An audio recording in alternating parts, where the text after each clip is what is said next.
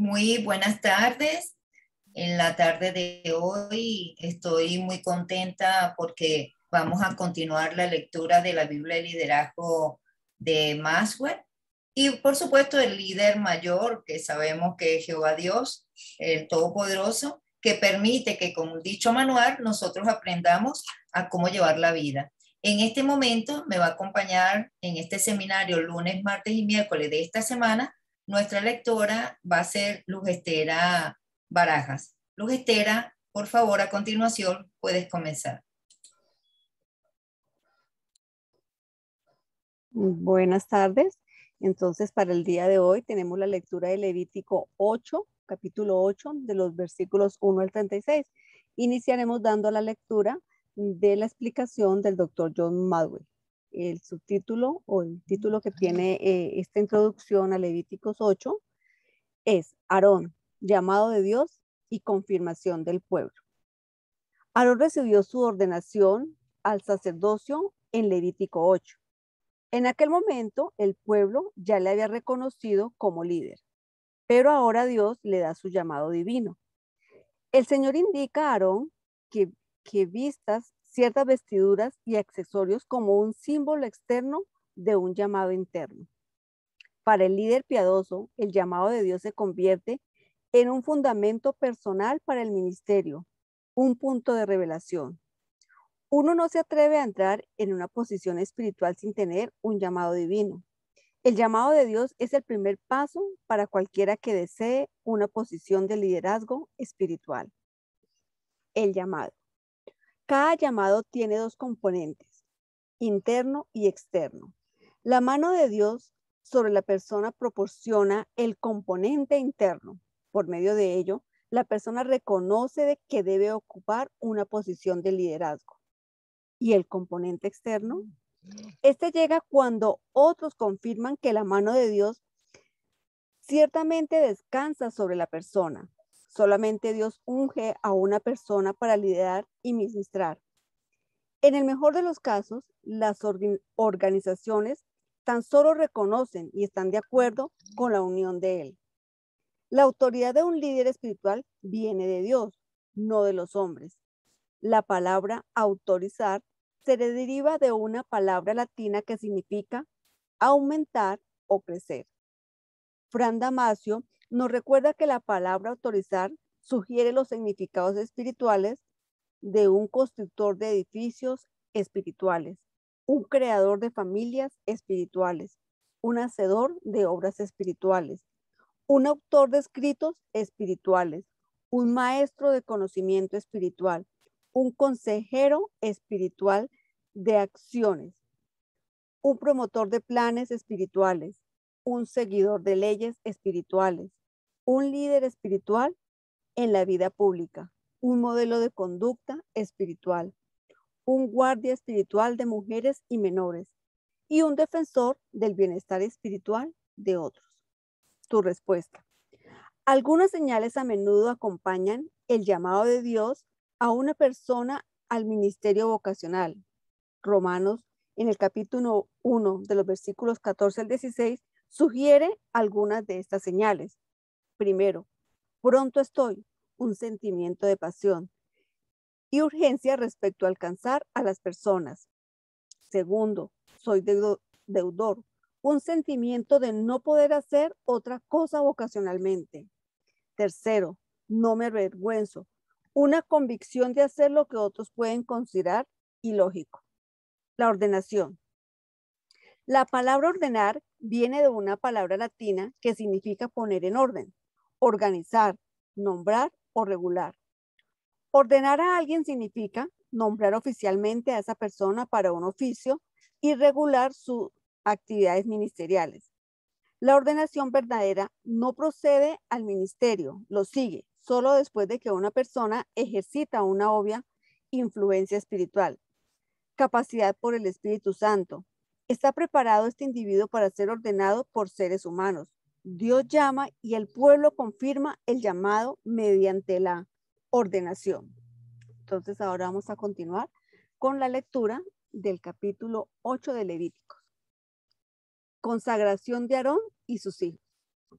Habla habla Jehová a Moisés diciendo, toma a Aarón y a sus hijos con él, y las vestiduras, el aceite de la unción, el becerro de la expiación, los 2 carneros y el canastillo de los panes sin levadura. Y reúne toda la congregación a la puerta del tabernáculo de reunión. Hizo pues Moisés como Jehová le mandó. Se reunió la congregación a la puerta del tabernáculo de reunión. Y dijo Moisés a la congregación, esto es lo que Jehová ha mandado hacer. Entonces Moisés hizo sacerdote a Aarón y a sus hijos y los lavó con agua. Y puso sobre él la túnica y le ciñó con el cinto. Le vistió después el manto y puso sobre él el efod y lo ciñó con el cinto del efod y lo ajustó con él. Luego le puso encima el pectoral y puso dentro del mismo los urín y tumín. Después puso la mitra sobre su cabeza y sobre la mitra enfrente puso la lámina de oro, la diadema santa, como Jehová había mandado a Moisés. Y tomó Moisés el aceite de la unción y ungió el tabernáculo y todas las cosas que estaban en él y lo santificó. Y roció de él sobre el altar 7 veces y ungió el altar y todos sus utensilios y la fuente de su base para santificarlos. Y derramó del aceite de la unción sobre la cabeza de Aarón y lo ungió para santificarlo. Después Moisés hizo acercarse los hijos de Aarón y les vistió las túnicas y los ciños con cintos y les ajustó las tiaras como Jehová le había mandado a Moisés. Luego hizo traer el becerro de la expiación y Aarón y sus hijos pusieron sus manos sobre la cabeza del becerro de la expiación y lo degolló, y Moisés tomó la sangre y puso con su dedo sobre los cuernos del altar alrededor y purificó el altar y echó la demás sangre al pie del altar y lo santificó para reconciliar sobre él. Después tomó toda la grosura que estaba sobre los intestinos y la grosura del hígado y los 2 riñones y la grosura de ellos y los hizo arder Moisés sobre el altar. Mas el becerro, su piel, su carne y su estiércol lo quemó al fuego fuera del campamento como Jehová le había mandado a Moisés. Después hizo que se trajera el carnero del holocausto y Aarón y sus hijos pusieron sus manos sobre la cabeza del carnero y lo degolló y roció Moisés la sangre sobre el altar alrededor y cortó la carne en trozos y Moisés hizo arder la cabeza y los trozos y la grosura. Lavó luego con agua los intestinos y las piernas y quemó Moisés todo el carnero sobre el altar, holocausto de olor grato, ofrenda encendida para Jehová, como Jehová lo había mandado a Moisés. Después hizo que trajeran el otro carnero, el carnero de las consagraciones, y Aarón y sus hijos pusieron sus manos sobre la cabeza del carnero, y lo degolló, y tomó Moisés de la sangre y la puso sobre el lóbulo de la oreja derecha de Aarón, sobre el dedo pulgar de su mano derecha y sobre el dedo pulgar de su pie derecho. Hizo acercarse luego los hijos de Aarón y puso Moisés de la sangre sobre el lóbulo de sus orejas derecha, sobre los pulgares de sus manos derechas y sobre los pulgares de sus pies derechos. Modo entrada de audio. Y roció Moisés la sangre sobre el altar alrededor. Después tomó la grosura, la cola y toda la grosura que estaba sobre los intestinos, la grosura del hígado, los 2 riñones y la grosura de ellos y la espaldilla derecha. Y del canastillo de los panes sin levadura que estaba delante de Jehová, tomó una torta sin levadura y una torta de pan de aceite y un hojaldre y las puso con la grosura y con la espadilla derecha. Y lo puso todo en las manos de Aarón y en las manos de sus hijos, e hizo mecerlo como ofrenda mecida delante de Jehová. Después tomó aquellas cosas Moisés de las manos de ellos y las hizo arder en el altar sobre el holocausto. Eran las consagraciones en olor grato, ofrenda encendida a Jehová. Y tomó Moisés el pecho y lo meció, ofrenda mecida delante de Jehová.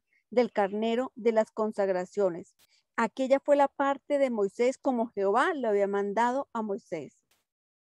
Luego tomó Moisés el aceite de la unción y de la sangre que estaba sobre el altar y roció sobre Aarón y sobre sus vestiduras, sobre sus hijos y sobre las vestiduras de sus hijos como con él. Y santificó a Aarón y sus vestiduras y a sus hijos y las vestiduras de sus hijos con él. Y dijo Moisés a Aarón y a sus hijos: hervir la carne a la puerta del tabernáculo de reunión y comela allí con el pan que está en el canastillo de las consagraciones, según yo he mandado, diciendo: Aarón y sus hijos la comieron. Lo que sobró de la carne y del pan, lo quemaréis al fuego. De la puerta del tabernáculo de reunión no saldréis en 7 días, hasta el día que cumplan los días de vuestra consagración, porque por 7 días seréis consagrados, de la manera que hoy se ha mandado hacer Jehová para espiaros.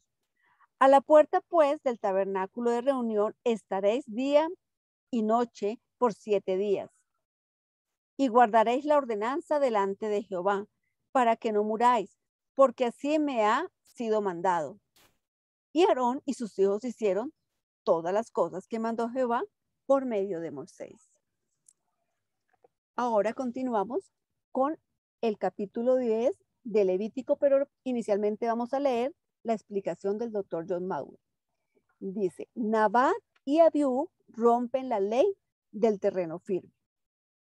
Dios no tomó a la ligera cuando los líderes a los que él llama no observaban sus mandamientos. Cuando Nabat y Abiú quebrantaron las leyes de Dios, nunca se recuperaron. Dios los ejecutó en el acto. Dices que suena duro. Considera lo siguiente: cualquier movimiento en sus primeras etapas debe establecer un estándar o patrón de operaciones. Si Dios permitiera hacer conexiones en el principio, las cosas seguramente empeorarían. El mismo principio entró en juego en la nueva iglesia cuando Dios se llevó las vidas de Ananías y Zafira. Hechos capítulo 5, los versículos 1 al 11. Nabat y Abiú rompieron la ley del terreno firme. Como sumos sacerdotes y líderes de confianza, debían modelar obediencia delante del pueblo. Dios no podía permitirles ni siquiera el más mínimo movimiento renegado, al más pequeño acto inconformista, porque eso daría permiso a otros para hacer concesiones también. ¿Cuál fue el pecado de estos líderes? Primero, independencia. Actuaron con presunción, fuera del liderazgo de Dios. Segundo, impaciencia. No esperaron en el Señor para obtener dirección. Tercero, ignorancia. Se movieron sin conocimiento de lo que Dios quería. 4, ilegalidad. Actuaron contrariamente al mandato de Dios. 5, impulsividad. Hicieron lo que quisieron, conducidos por el ego y no por la sumisión. 6, insensibilidad. No prestaron atención a la instrucción de Dios. Entonces esto vamos a leer ahora directamente la Biblia. Levítico capítulo 10, versículos 1 y 2.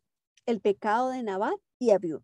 Nabat y Abiú, hijos de Aarón, tomaron cada uno su incensario y pusieron en ellos fuego, sobre el cual pusieron incienso y ofrecieron delante de Jehová fuego extraño que él nunca les mandó. Y salió fuego delante de Jehová y los quemó y murieron delante de Jehová. Ahora vamos a continuar con la explicación del doctor John Mauer con lo que tiene que ver en la lectura de Levítico capítulo 1 de los versículos hasta el capítulo 12, versículo 8.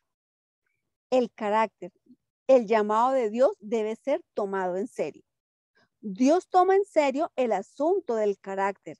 Vemos su interés repetidamente en Levítico, desde el pecado de los hijos de Aarón hasta sus detalladas instrucciones sobre los alimentos limpios e impuros y la purificación de una mujer después de dar a luz.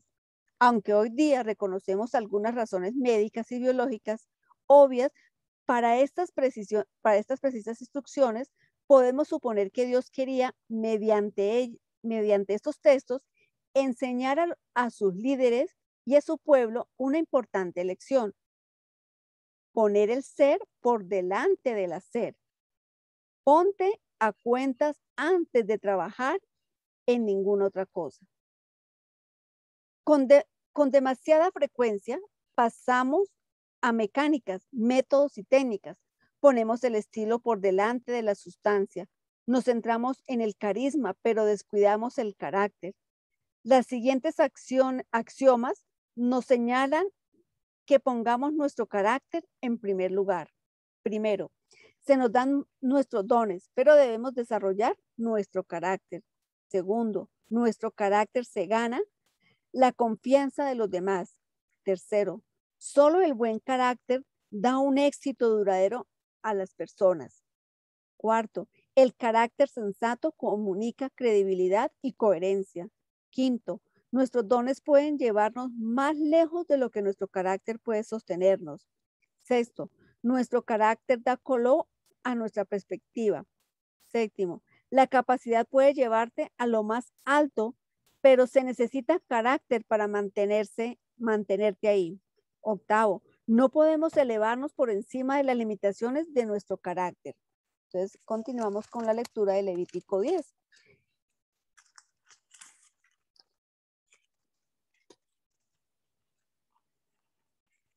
En el versículo 3 dice: entonces dijo Moisés a Aarón: esto es lo que habló Jehová diciendo: en los que a mí se acercan, me santificaré, y en presencia de todo el pueblo seré glorificado. Y Aarón calló. Y llamó a Moisés, a Misael y a Elisafat, hijos de Uziel, tío de Aarón, y les dijo: acercaos y sacad a vuestros hermanos de delante del santuario fuera del campamento. Y ellos se acercaron y los sacaron con sus túnicas fuera del campamento, como dijo Moisés. Entonces Moisés dijo a Aarón y a Eleazar e Itamar sus hijos: no descubráis vuestras cabezas, ni rasguéis vuestros vestidos en señal de duelo, para que no muráis. Si se levanta la ira sobre toda la congregación, pero vuestros hermanos, toda la casa de Israel, sí lamentará por el incendio que Jehová ha hecho. Ni saldréis de la puerta del tabernáculo de reunión, porque moriréis, por cuanto el aceite de la unción de Jehová está sobre vosotros. Y ellos hicieron conforme al dicho de Moisés.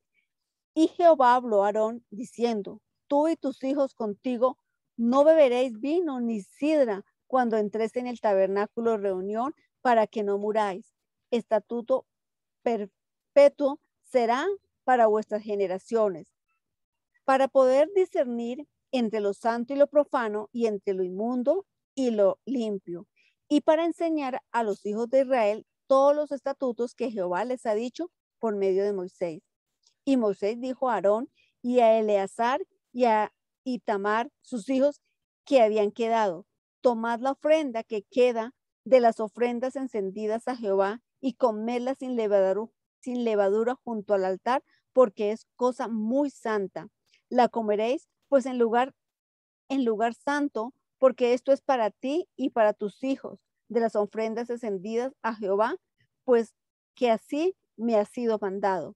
Comeréis asimismo en lugar limpio, tú y tus hijos y tus hijas contigo, el pecho mecido y la espaldilla elevada, porque por derecho son tuyos y de tus hijos dados de los sacrificios de paz de los hijos de Israel.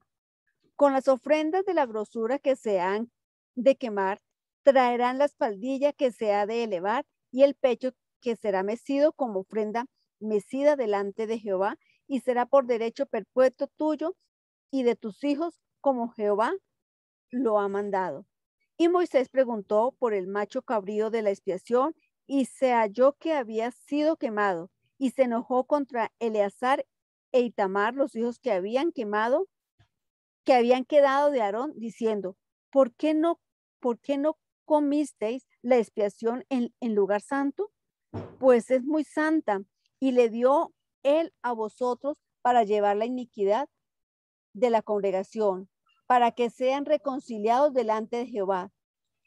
ved que la sangre no fue llevada dentro del santuario, y vosotros debéis comer la ofrenda en el lugar santo como yo mandé. Y respondió Aarón a Moisés, he aquí, hoy han ofrecido su expiación y su holocausto delante de Jehová, pero a mí me han sucedido estas cosas, y si hubiera yo comido hoy del sacrificio de expiación, sería un grito a Jehová. Y cuando Moisés oyó esto, se dio por satisfecho. Animales limpios e inmundos, capítulo 11 de Levítico. Habló Jehová a Moisés y a Aarón diciéndoles, hablad a los hijos de Israel y decirles, estos son los animales que comeréis de entre todos los animales que hay sobre la tierra. De entre los animales, todo el que tiene pezuña hendida y que rumia, este comeréis. Pero los que rumían o que tienen pezuña, no comeréis estos. El camello, porque rumía, pero no tiene pezuña hendida, lo tendréis por inmundo. También el conejo, porque rumía, pero no tiene pezuña, lo tendréis por inmundo. Asimismo la liebre, porque rumía, pero no tiene pezuña, lo tendréis por inmundo. También el cerdo, porque tiene pezuñas y es de pezuñas hendidas, pero no rumía, lo tendrás por inmundo. De la carne de ellos no comeréis ni tocaréis sus cuerpos muertos, lo tendréis por inmundos. Esto comeréis de todos los animales que viven en las aguas, todos los que tienen aletas y escamas en las aguas del mar y en los ríos, estos comeréis. Pero todos los que no tienen aletas ni escamas en el mar y en los ríos, así de todo lo que se mueve como de todas las cosas vivientes que está en las aguas, los tendréis en abominación. Os serán pues abominación de su carne, no comeréis, y abominaréis sus cuerpos muertos. Todo lo que no tuviere aletas y escama en las aguas los tendréis en abominación. Y de las aves, estas tendrás en abominación, no se comerán. Serán abominación el águila, el quebrantahuesos, el azor, el gallinazo, el milano según su especie, todo cuerpo según su especie. El avestruz, la lechuza, la gaviota, el gavilán según su especie.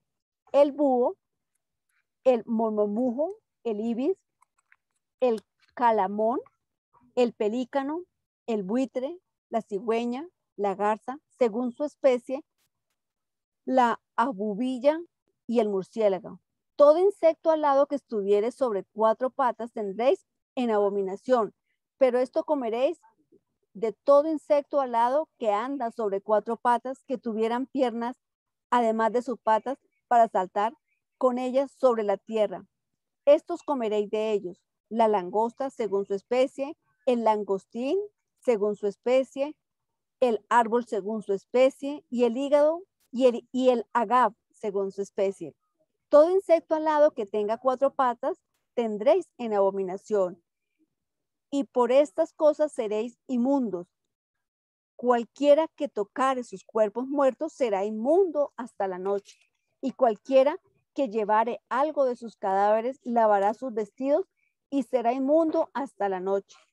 Todo el animal de pezuña que no tiene pezuña hendida ni rumía tendréis por inmundo, y cualquiera que los tocare será inmundo. Y de todos los animales que andan en 4 patas tendréis por inmundo, y cualquiera que ande sobre sus garras, y todo el que tocare sus cadáveres será inmundo hasta la noche. Y el que llevare sus cadáveres lavará sus vestidos y serán inmundos hasta la noche, y los tendréis por inmundos. Y tendréis por inmundos a estos animales que se mueven sobre la tierra, la comadreja, el ratón, la rana, según su especie, el erizo, el cocodrilo, el lagarto, la lagartija y el camaleón. Estos tendréis por inmundos de entre los animales que se mueven, y cualquiera que los tocare cuando estuvieren muertos será inmundo hasta la noche. Y todo aquello sobre lo que cayere algo de ellos después de muertos será inmundo, sea cosa de madera, vestido, piel, saco, sea cualquier instrumento con que se trabaja. Será metido en agua y quedará inmundo hasta la noche, entonces quedará limpio. Toda vasija de barro dentro de la cual cayere alguno de ellos será inmunda, así como todo lo que estuviera en ella, y quebraréis la vasija.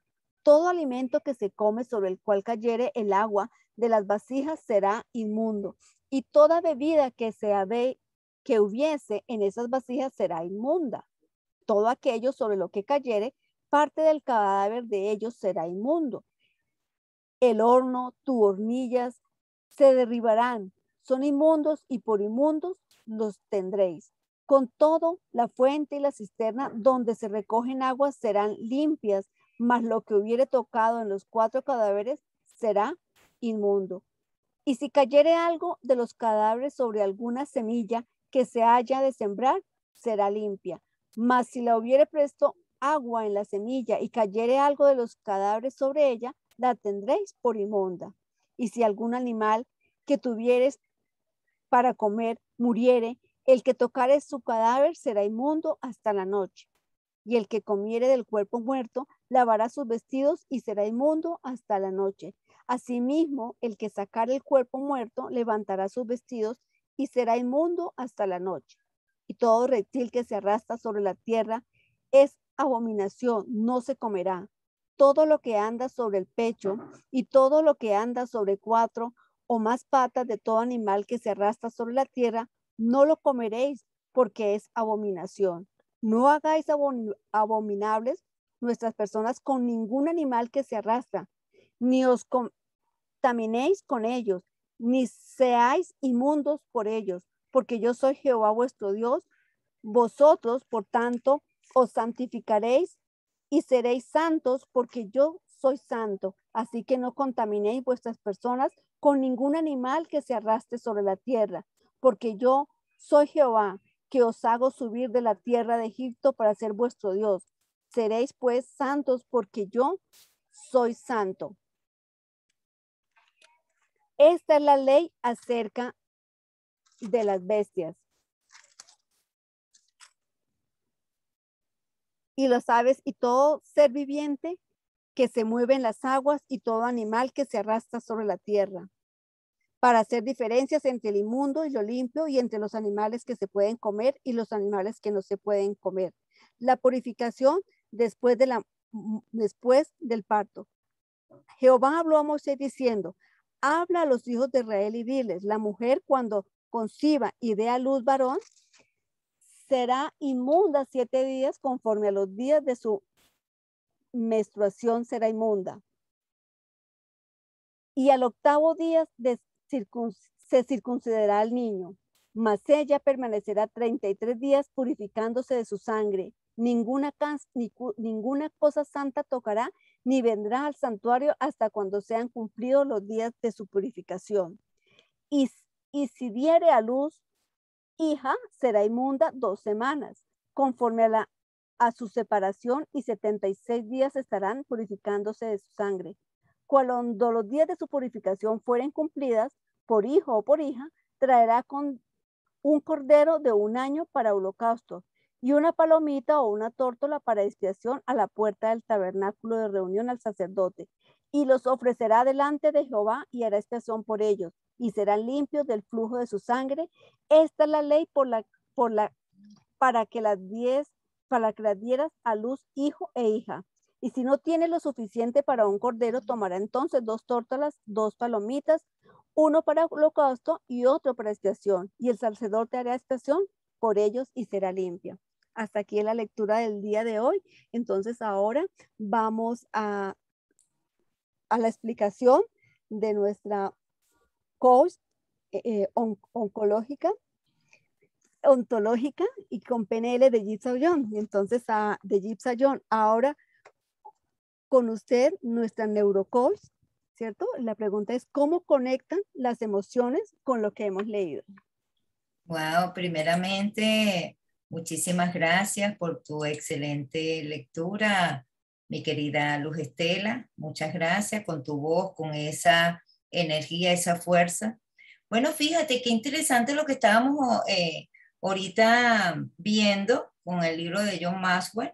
En el comentario de John Maxwell me llamó la atención como él comenta del ser, hacer y tener, como comenta del buen carácter y del mal carácter, porque nosotros necesitamos tener, como quien dice así, un un carácter, una personalidad establecida para no parecernos a otras personas. Porque una cosa es mal carácter, está molesto, otra cosa es el buen carácter que nos lleva a una identidad.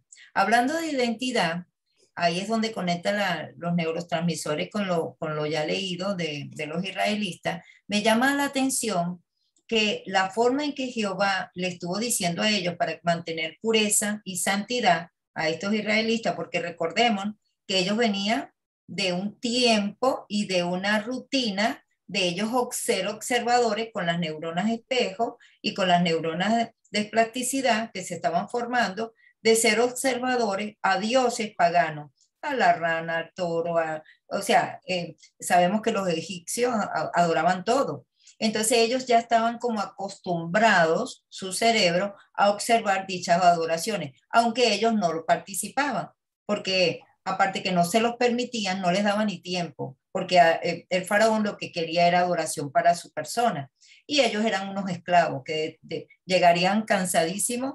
Y por supuesto, cuando aparece Moisés y Aarón, en ese momento es que ellos toman conciencia de que había un Dios llamado Jehová que lo estaba libertando, lo iba liberando, perdón. Y en ese proceso ellos se dieron cuenta que había una esperanza. Cuando ellos lo sacan, que salen de Egipto, Jehová tenía que ponerle regla.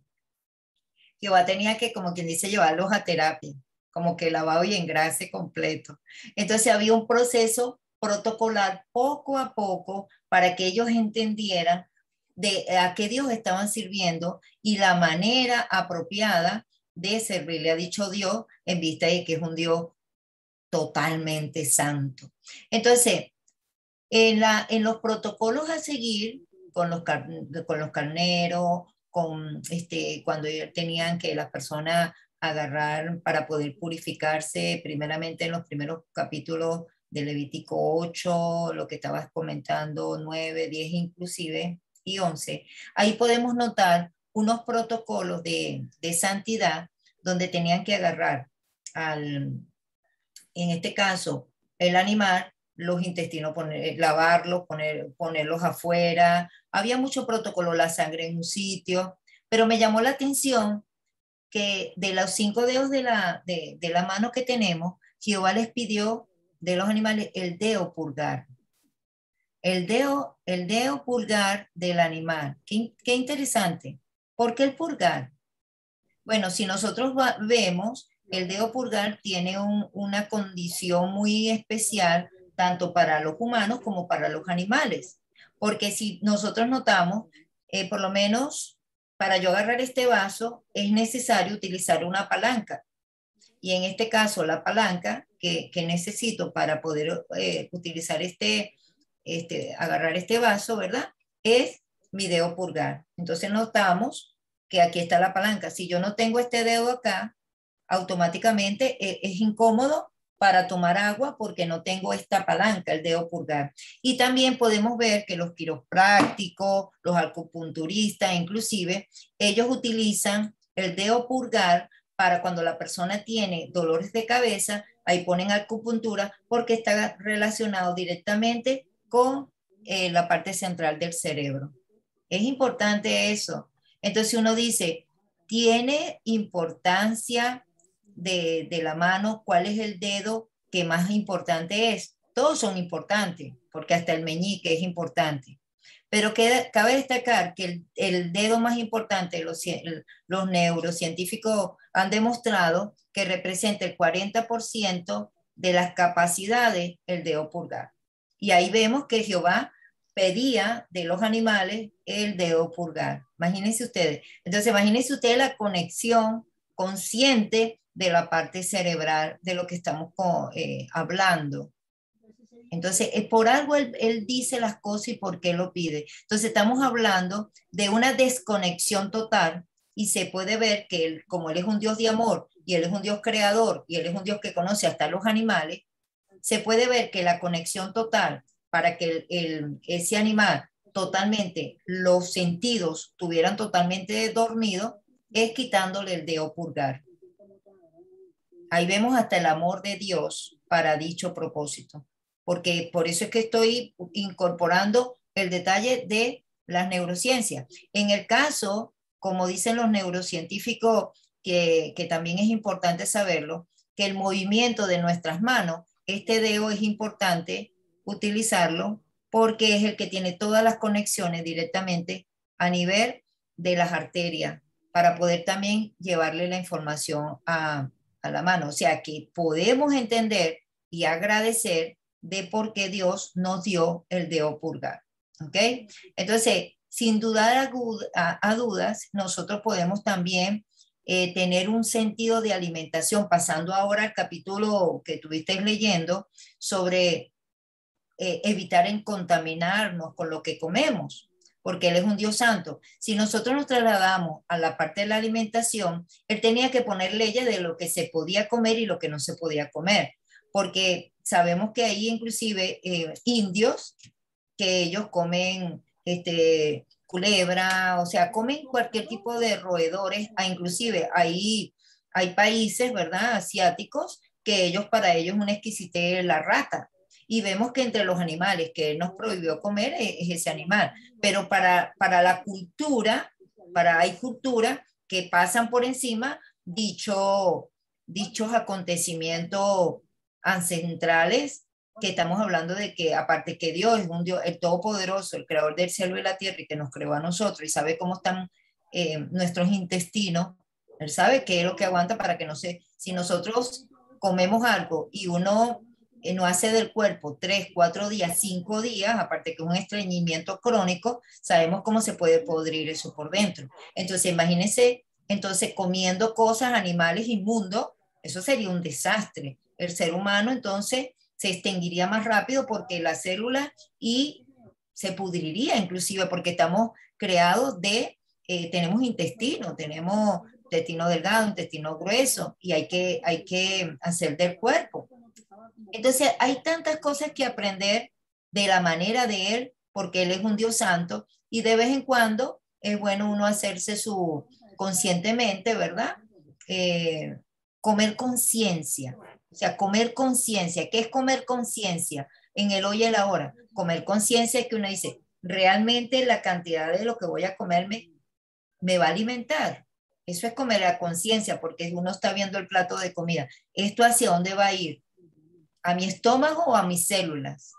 Entonces, bueno, en esta parte quería aportar. En este caso tenemos a nuestra querida Evelyn Silva que nos está acompañando en el día de hoy y quería saber si Evelyn quería aportar algo.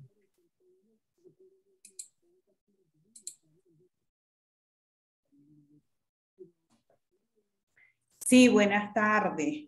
Qué bueno, como siempre lo digo, agradecida por permitirme el honor de participar en esta capacitación, educación, compartir y todos los epítetos que no me llegan en este momento, pero que son. Gracias a la lectura de la amiga Estela y a ti, de Yixa, pues por darnos esa información tan valiosa de la conexión del estudio bíblico a través de la neurociencia.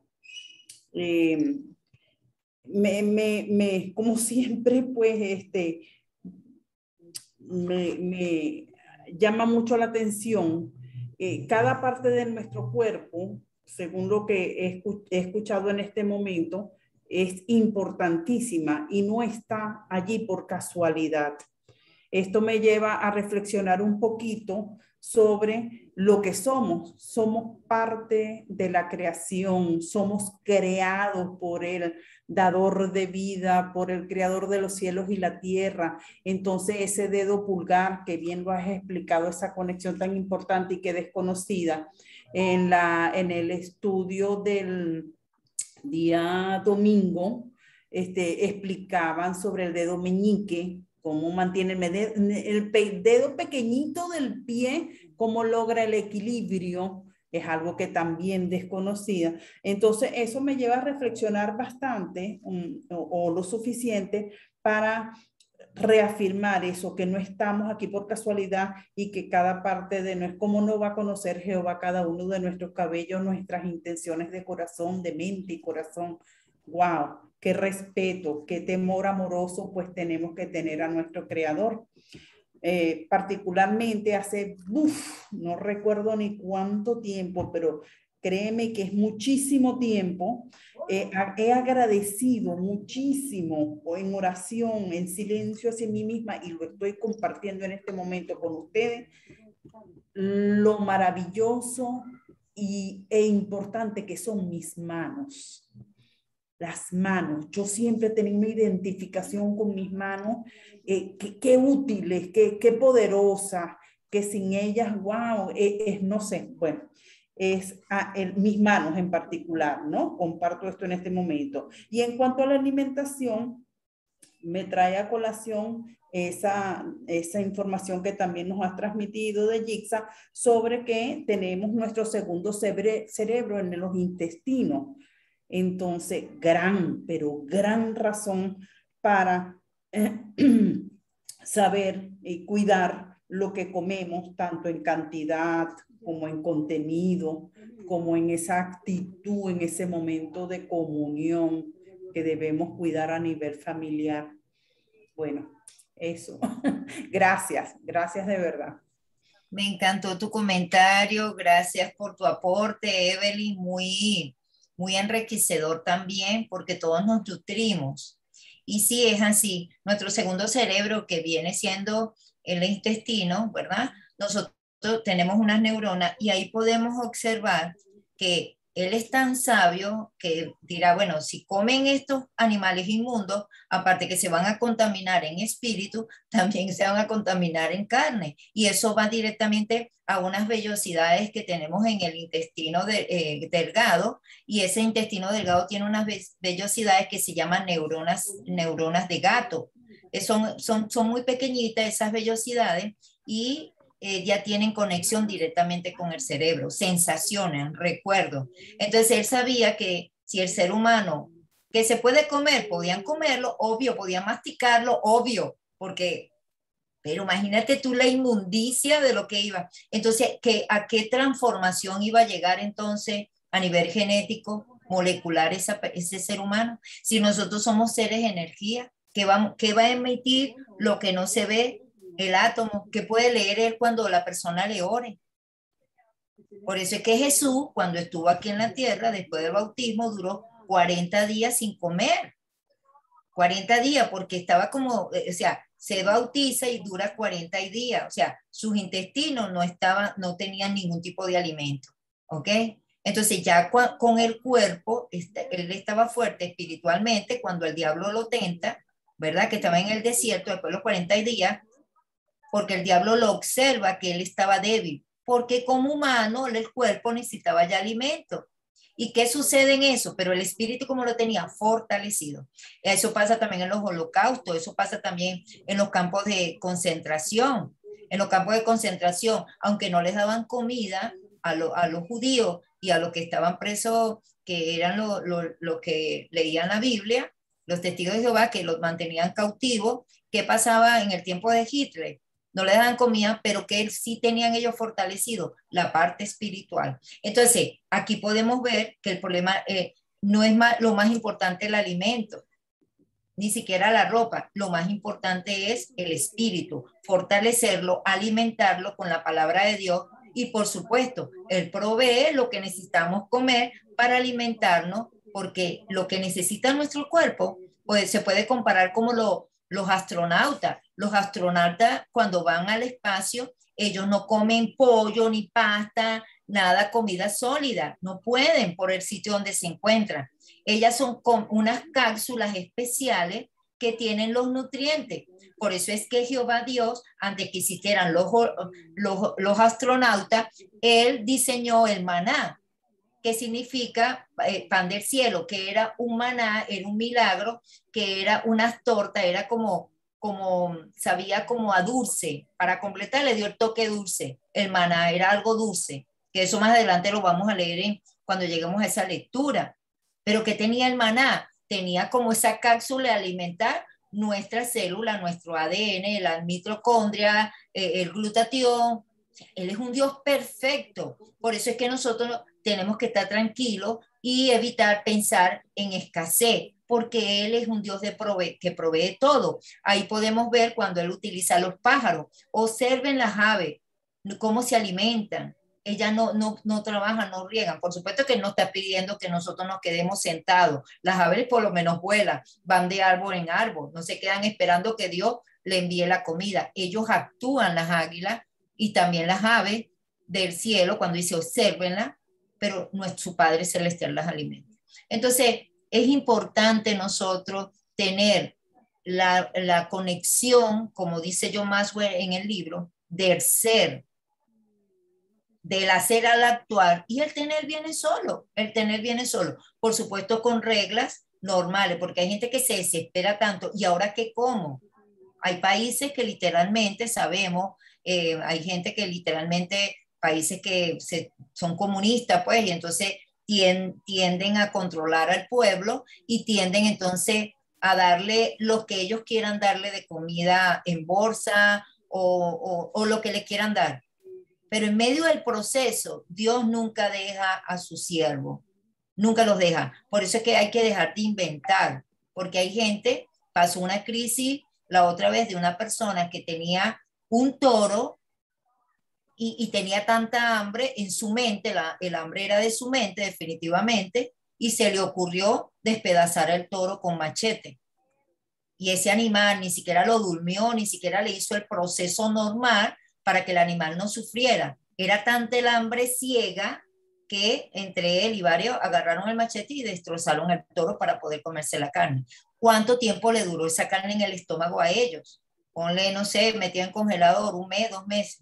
Una cosa absurda. O los sobrevivientes de los Andes, que llegaron a comer, para poder sobrevivir, llegaron a un extremo de poder salvarse, de poder decir, bueno, hicieron como un pacto, pero Dios no permite menos que se coma la carne humana, menos, como carnívoros. Entonces, hay tantas cosas que aprender porque Dios sí sabe hasta dónde podía llegar la creatividad de la desesperación de un ser humano.